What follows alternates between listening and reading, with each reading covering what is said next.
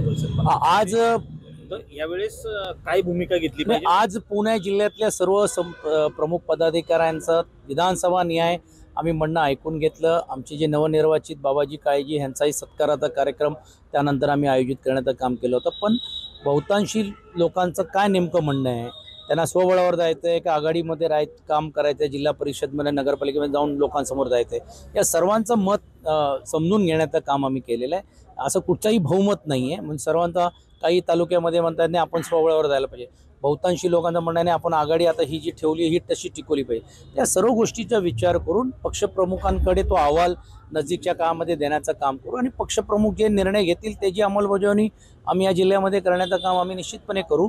पण एक गोष्टीचं आम्हाला दुःख आहे की आम्हाला जास्त सीट मिळाली असते तर आम्हाला अजून परफॉर्मन्स देता आला असता।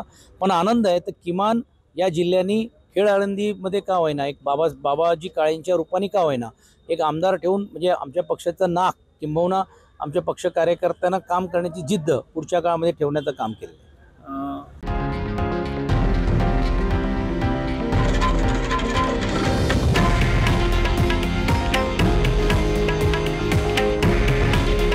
हे आहे देशातील नंबर 1 न्यूज नेटवर्क आणि आपण पाहत आहात TV9 मराठी। काळजी तुमची, हित महाराष्ट्राचं।